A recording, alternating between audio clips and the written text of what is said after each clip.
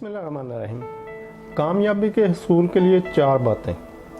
वैसे तो कामयाबी के लिए बहुत सारी बातें हैं, बहुत सारे फैक्टर्स हैं, बहुत सारी चीज़ें कही जा सकती हैं। 10 भी हो सकती हैं, 50 भी हो सकती हैं, 500 भी हो सकती हैं, लेकिन हम फोकस करते हैं फर्स्ट टॉप प्रायोरिटी के 4 पॉइंट, और उनमें नंबर 1 है दुआ। आपको दूसरों से दुआ लेनी चाहिए, और वो दुआ सिर्फ वालिदैन से नहीं है। बहुत सारे लोग इस बात को रिस्ट्रिक्टेड कर देते हैं, सिर्फ वालिदैन की दुआ से मुंसलिक कर देते कि वालिदैन की दुआएं लेनी चाहिए, जो कि गलत बात है।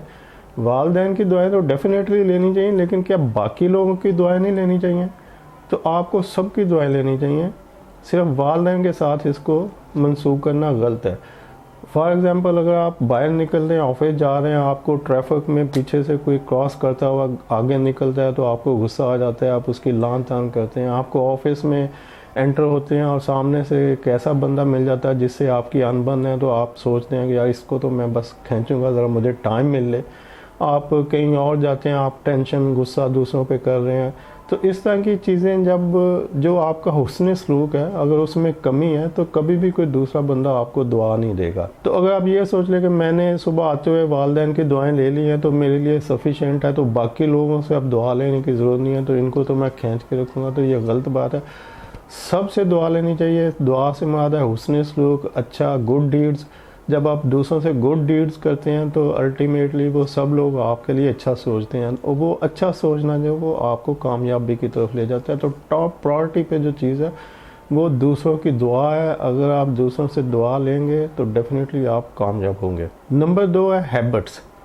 जब भी आप अपने किसी गोल को, अपने किसी प्लान को हैबिट्स बना लेते हैं तो आप कामयाब हो जाते हैं। अगर 2 बंदे एक ही तरह की प्लानिंग करते हैं, फॉर एग्जांपल वो वेट लूज़ करना चाहते हैं और वो सोचते हैं कि हमें कुछ एक्सरसाइज करनी चाहिए, जिम जाना चाहिए या वॉक करनी चाहिए, और दोनों अपने अपने गोल प्लान करते हैं, उसको शेड्यूल करते हैं और उसके बाद उसको मॉनिटर करते हैं, तो कुछ ही दिनों बाद पता चलेगा कि एक आदमी ने ज़्यादा कामयाबी ली और दूसरे आदमी ने कम ली। तो अब वो जो कम कामयाब हुआ है वो इसलिए हुआ है कि उसने अपने गोल को हैबिट्स नहीं बनाया, और जो ज़्यादा कामयाब हुआ है उसने उसको हैबिट्स बना लिया। हैबिट क्या होती है? जैसे आपने बचपन में जब स्कूल में जाते हैं तो टीचर कहता है यार तुम तो हैबिचुअल हो लेट आने में। तो कुछ लोग होते हैं कि वो हमेशा लेट आते हैं, तो टीचर हमेशा उसे कहता है तुम हैबिचुअल हो, यानी ये तुम्हारी हैबिट है, तुमने इसको आदत बना लिया वो लेट आने को। ऐसे लोग ऑफिस में लेट आते हैं, या कुछ भी जो भी आपकी आदत है। झूठ बोलना बहुत से लोगों की आदत होती है, या तुम हमेशा ही झूठ बोलते, मुझे तुम पे ट्रस्ट ही नहीं है कि तुम सही बोल रहे हो। हर वो चीज़ जो आप अपनी आदत बना लेते हैं वो आपको कामयाबी की तरफ ले जाती है, लेकिन वो हैबिट्स गुड हैबिट्स होनी चाहिए। जैसे जैसे आपने प्लान किया कि मैंने वेट लूज़ करना है, तो वो जो आपने उसके लिए प्लानिंग किया कि मैंने वॉक करनी है या जिम ज्वाइन करना है, तो उसको अपनी हैबिट्स बना लें। उस वक्त जो आपका प्लान टाइम है कि मैंने सुबह जाना है या शाम को जाना है, अगर आप उस वक्त उठ के उस हैबिट को फॉलो कर ले, उस काम को कर ले, तो ये आपकी हैबिट है। तो उस टाइम पे आप ऑटोमेटिकली उठेंगे, रोज़ जाएंगे और एक्सरसाइज या वॉक करेंगे या जिम जाएंगे। तो अब फिर नेक्स्ट डे आपने फिर उसको हैबिट को अपनी को फॉलो किया, फिर नेक्स्ट टाइम। तो जब आप रोज़ उस हैबिट को फॉलो करते हैं तो आप कामयाब हो जाएंगे, क्योंकि आपने उसको आदत बना लिया। लेकिन कुछ लोग प्लान करेंगे और उसके बाद वो आफ्टर 1 वीक जब मॉनिटर करेंगे अपने शेड्यूल को कि यार मैंने ये गोल बनाए थे, इसको अचीव करना था, तो मैं देखूं, तो उसको पता चलेगा कि मैंने इस हफ्ते में 4 दिन छुट्टी किया और 3 दिन गया हूँ, तो वो उसको कामयाबी उतनी नहीं मिली वेट लूज़ करने में जितनी कि दूसरे को मिली। तो जब आप हैबिट बनाएंगे चीज़ों को तो आप कामयाब होंगे। अगर आप उसको हैबिट नहीं बनाएंगे तो आप कामयाब नहीं होंगे। आप कितनी प्लानिंग कर लें, कितनी मंसूबे बना लें, सोच लें, लेकिन आप कामयाब नहीं होंगे जब तक कि वो आपकी हैबिट नहीं बन जाए। टूथपेस्ट आप रोज़ सुबह करते हैं या शाम को करते हैं, ये आपकी हैबिट है।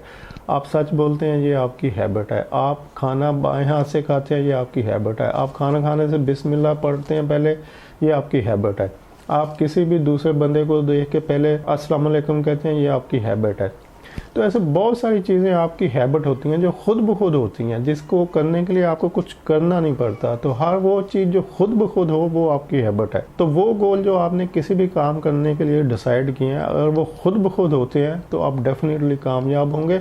और अगर आप कुछ दिनों के बाद उसको चेक करते हैं, पीछे मुड़ के देखते हैं कि मैंने ये जो गोल डिसाइड किए थे ये हुए हैं ये नहीं, तो आपको पता चलता है नहीं, इसमें 4 नागे हो चुके हैं, 3 छुट्टियां हो गई हैं, और एक दिन मैं गया था, एक दिन मैं लेट हो गया, आधे रास्ते से वापस आ गया वगैरह वगैरह, तो फिर आप कामयाब नहीं हो सकते। तो आपकी कामयाबी में आपकी हैबिट्स, वो गोल जो आपने डिसाइड किया उनको हैबिट बनाना जो है वो आपका मेन पॉइंट है जिसके ऊपर आपकी सक्सेस मिल सकती है। नंबर 3 है मनी। दौलत ऐसी चीज़ है जो कि हर बंदे की ख्वाहिश है, और अगर देखा जाए तो दौलत ही कामयाबी समझी जाती है। मतलब हर बंदा जो कामयाबी के लिए स्ट्रगल कर रहा होता है, जो समझता है कि मुझे कामयाबी लेनी है, तो बेसिकली उसके पीछे उसका मकसद दौलत ही होता है। हो सकता है कुछ लोग इसको माने कुछ ना माने, जो नहीं मानते तो उनका मकसद भी दौलत कमाना ही होता है। बहुत सारे लोगों को मैंने देखा है, बड़े बड़े मोटिवेशनल स्पीकर और बड़े बड़े फनकार और कामयाब लोग, वो कहेंगे नहीं हमारा तो ये मकसद ही नहीं था, हमारा मकसद तो यहाँ तक पहुँचना था कि हम लोगों को खिदमत कर सके, हम लोगों को सर्व कर सके, हम पाकिस्तान को ऐसे ले जाएं, हम पाकिस्तान के लिए ये करें। तो बेसिकली ये सब झूठ होता है। स्टार्ट में उनका मकसद एक ही होता है कि कुछ बेहतर अर्निंग कर सके, कुछ बेहतर कमा सके। लोग ट्यूशनें पढ़ाते हैं किस लिए? क्योंकि वो कुछ कमा सके। ट्यूशनों से फिर वो आगे जाते हैं, एकेडमी बना लेते हैं क्योंकि वे और ज़्यादा कमाना चाहते हैं और दौलत कमाना चाहते हैं। एकेडमी से 2 बनाते हैं, फिर 3 बनाते हैं, फिर और दौलत कमाते हैं। तो दौलत ही उनका मकसद होता है। इसी दौलत के दरमियान कमाते कमाते उनको फेम मिल जाती है। फेम से वो रिलेशनशिप में आ जाते हैं। ज़्यादा जितनी ज़्यादा फेम होगी उतनी ज़्यादा लोगों से रिलेशन होगा। तो दौलत ही आपकी कामयाबी की फाइनल स्टेज है। आप इसको माने या ना माने, दोनों हालतों में जैसे ही आप बहुत ज़्यादा दौलत कमा लेंगे तो आप समझेंगे कि मैं बहुत ज़्यादा कामयाब हो गया, और उसके बाद फिर आप इसको स्विच करेंगे, आप किसी और लाइन में निकलेंगे कि अब ये तो सब मैंने कमा लिया, तो अब मुझे कुछ ऐसा करना चाहिए जिससे मेरी पॉपुलैरिटी और फेम जो है वो बढ़ जाए।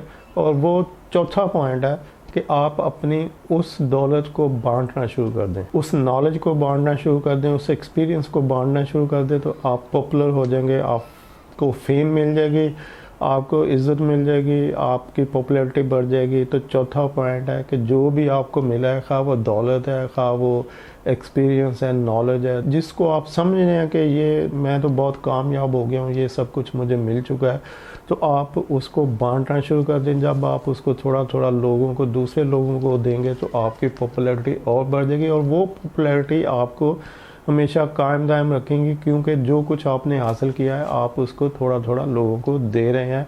और जब आप देते हैं तो आपकी फेम, पॉपुलैरिटी, आपकी शोहरत, ये सारी बरकरार रहती है। तो यही आपकी ख्वाहिश होती है, हर बंदे की यही ख्वाहिश है कि वो अपनी ज़िंदगी में बहुत ज़्यादा दौलत कमा ले, कंफर्टेबल लाइफ ले ले, गाड़ियाँ ले ले, घर ले ले। ये जितने कामयाब लोग हैं ये सब एक ही लेवल पे हैं, बहुत ज़्यादा दौलत, बहुत ज़्यादा गाड़ियाँ, बहुत बड़े बड़े घर, और वो कहते हैं कि हम बहुत कामयाब हैं, क्योंकि उस कामयाबी के पीछे ये सब चीज़ें उनके पास अवेलेबल होती हैं। तो अगर इन चीज़ों के अलावा आप किसी को कामयाबी समझते हैं तो ज़रूर कमेंट्स में लिखें कि कामयाबी क्या होती है। लेकिन मैंने जो अपने एक्सपीरियंस से सीखा है वो यही है, खा लोग माने या ना माने। यहाँ पर मैं एक और बात बता दूँ कि बहुत सारे वलीउल्लाह, अल्लाह के नेक बंदे जिन्होंने बहुत स्ट्रगल की, बहुत कामयाबी ली, अल्लाह के नज़दीक नेक बंदे गिने गए, जिन्होंने इस्लाम की तबलीग की, जिन्होंने लोगों को गाइड किया, सिखाया, अपना इल्म उनमें बांटा,